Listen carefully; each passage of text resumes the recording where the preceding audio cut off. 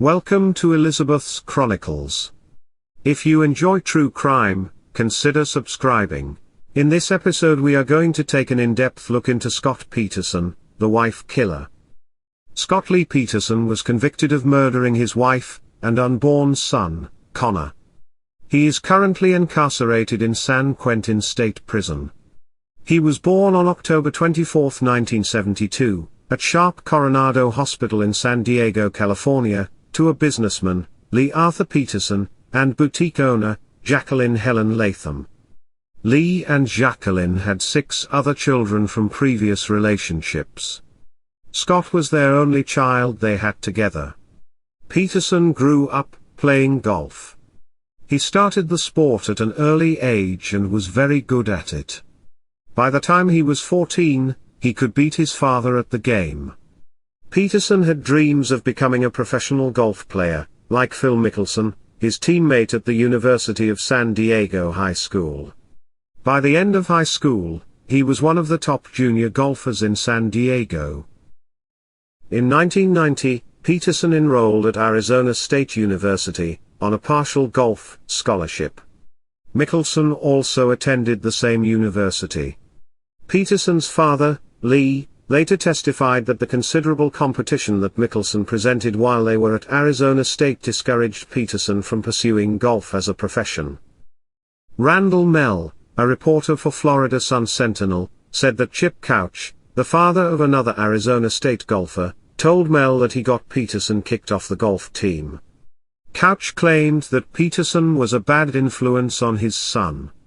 That Peterson had taken his son out drinking and to meet girls, which resulted in his Chris, getting a hangover and causing problems with his game for that new day.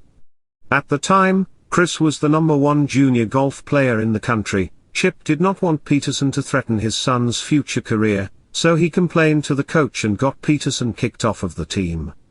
Peterson then transferred to Cuesta College in San Luis Obispo, and then later on ended up transferring to California Polytechnic State University.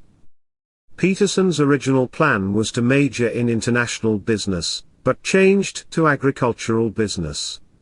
Professors who taught Peterson described him as the ideal student. His agribusiness professor, Jim Ahern, said, "I wouldn't mind having a class full of Scott Petersons." While attending California Polytechnic, Peterson worked at a restaurant called the Pacific Cafe. One of his co-workers would receive visits from a friend, Laci Denise Rocha, who also attended California Polytechnic. She majored in ornamental horticulture. When the couple first met at the restaurant in 1994, Laci made the first move, by sending him her phone number.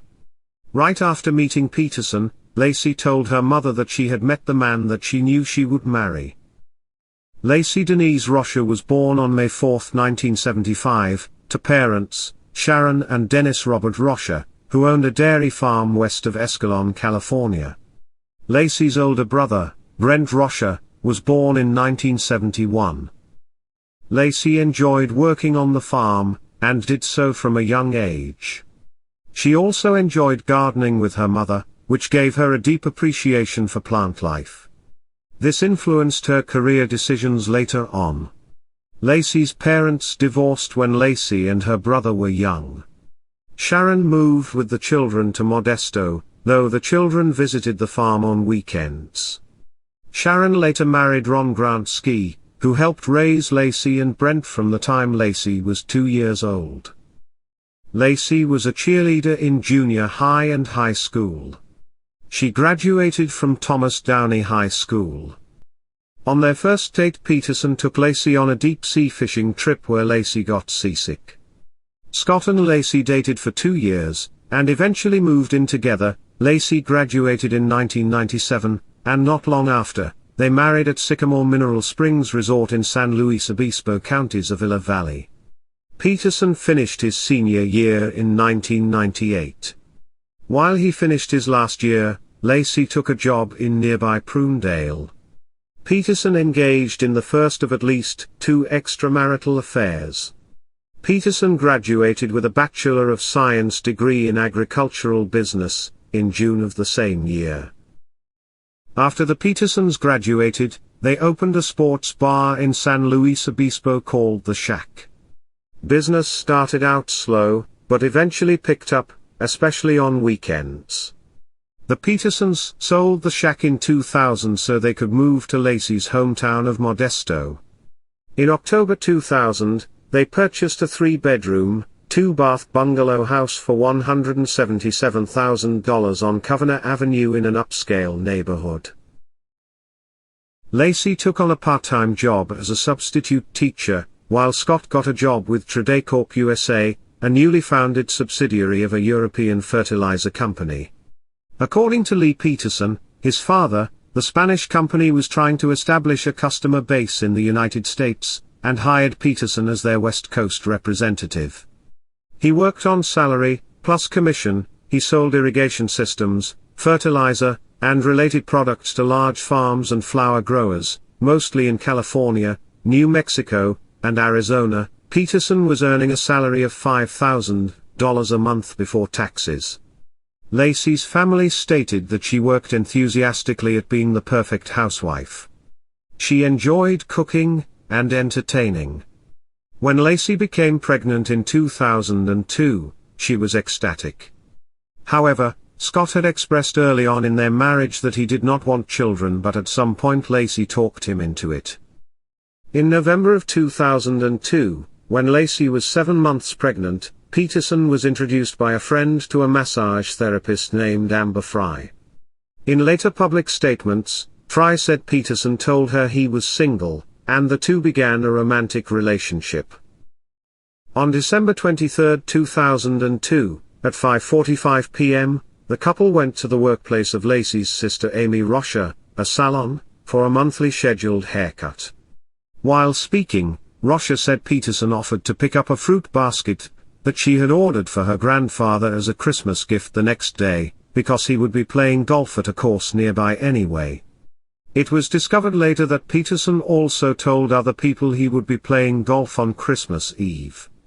On the evening of December 23, Sharon Rocha, Laci's mother, spoke with Laci on the telephone around 8:30 p.m. That's the last time Sharon would hear from her daughter. The next day, at around 5:45 p.m., she receives a phone call from Scott.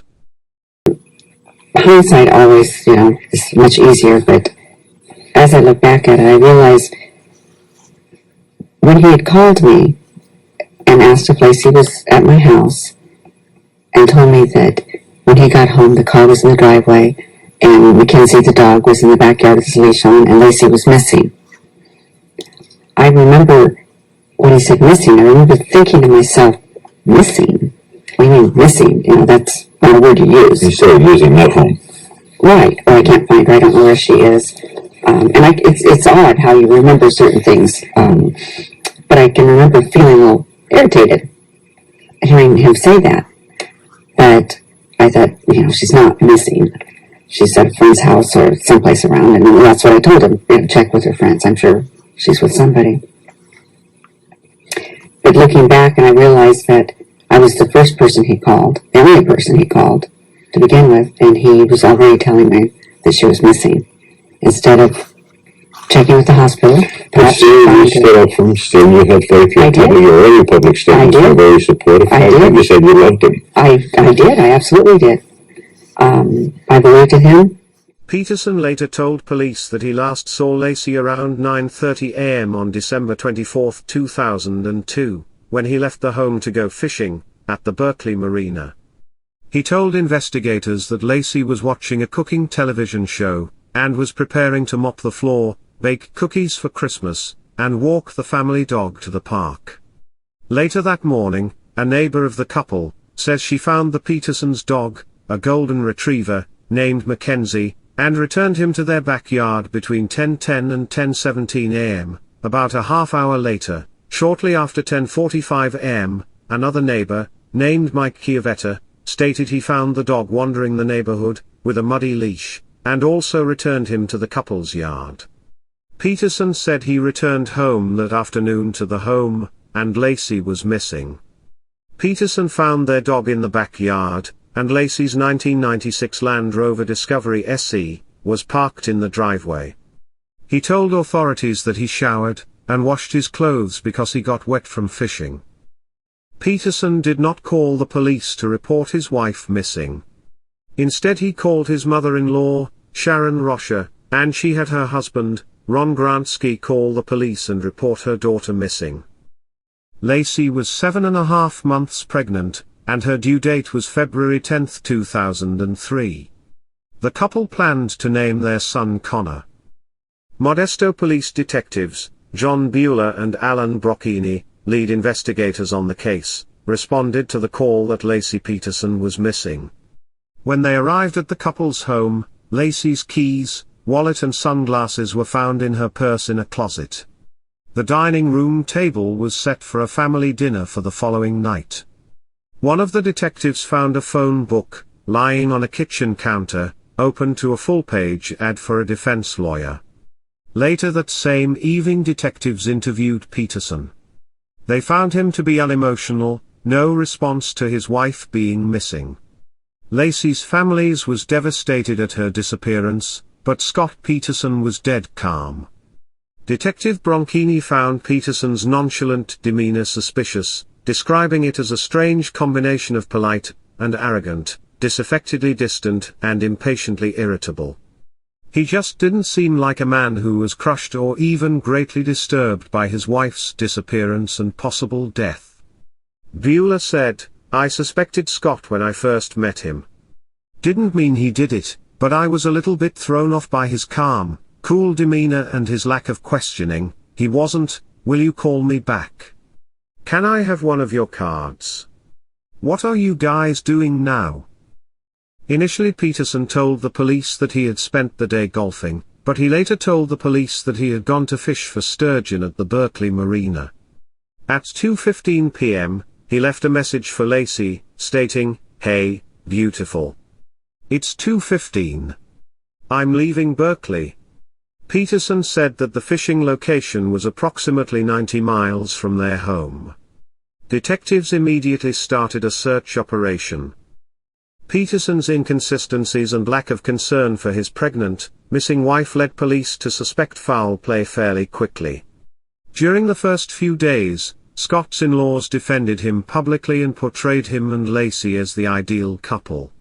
As time passed and more information surfaced, Laci's family grew more suspicious of Peterson. On January 17, 2003, it became known that Peterson had engaged in 2 other extramarital affairs prior to an affair with a woman named Amber Fry. Amber Fry contacted the police about Peterson, who continuously denied to police that he was having an affair.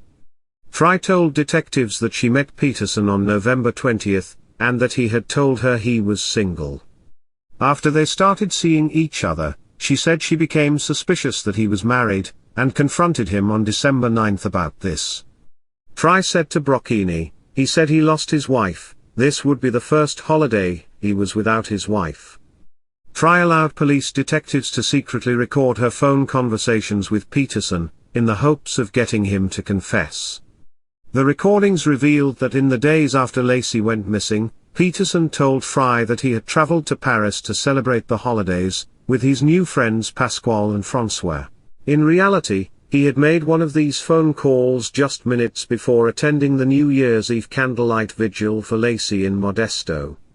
At a January 24, 2003, a press conference was held by the Rocher family.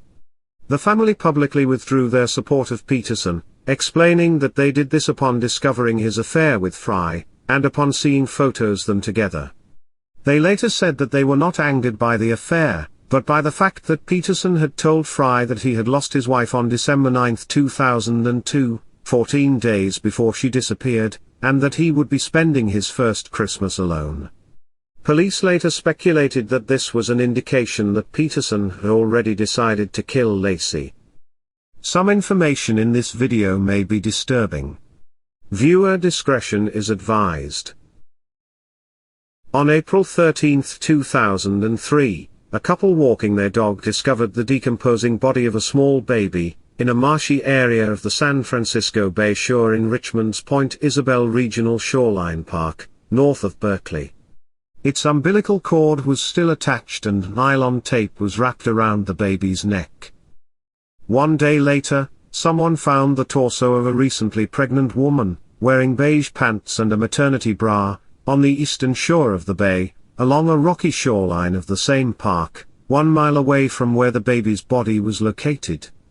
The body was decomposed to the point of being almost unrecognizable as a human body, since the head, arms, most of the legs and all the internal organs except for the uterus were missing. On April 18, 2003, the results of DNA tests determined that the bodies were Laci Peterson and her son Connor. The autopsy on both bodies was performed by forensic pathologist Dr. Brian Peterson. According to the autopsy, Connor's skin was not decomposed at all, though the right side of his body was mutilated and the placenta and umbilical cord were not found with the body. Laci's cervix was intact. The exact date and cause of Laci's death were never determined. She had suffered 2 cracked ribs, but Dr. Peterson could not determine if this occurred before or after her death. Laci's upper torso had been emptied of internal organs except for the uterus, which protected the fetus, explaining the lower level of decomposition it experienced. Dr. Peterson determined the fetus had been expelled from Laci's decaying body, though he could not determine whether it was alive or dead when this occurred. After finding the bodies, it created a greater sense of urgency for investigators, who had put a tracker on Peterson's car. They knew he was in San Diego at the time, but they feared he would try to flee across the border to Mexico. Brocchini commented in 2017, "I just thought, we've got to find Scott right now. He told me he was there and that's where the bodies come up. I mean, I believe it was premeditated, he planned it. San Diego was pretty darn close to the Mexican border. Scott knew the area pretty well. That's where his parents lived. That's where he lived. So it wasn't like he was going to have to get on MapQuest to try and figure out a way to get to Tijuana."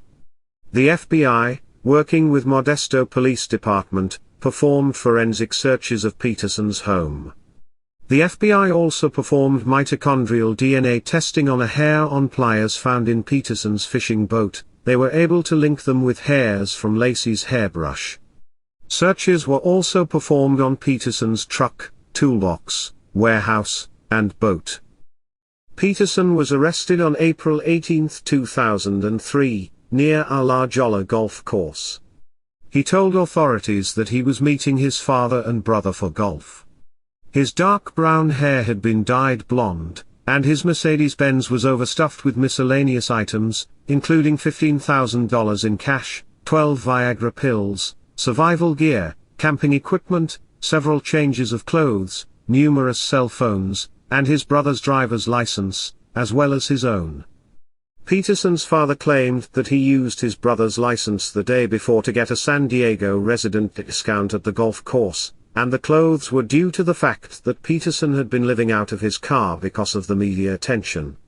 However, police suspected these items were an indication that Peterson planned to run to Mexico, an idea prosecutors would later agree with. On April 21, 2003, Peterson was arraigned before Judge Nancy Ashley in Stanislaus County Superior Court. He was charged with 2 felony counts of murder with premeditation and special circumstances, the first-degree murder of Laci and the second-degree murder of Connor. He pleaded not guilty, and was held with bail.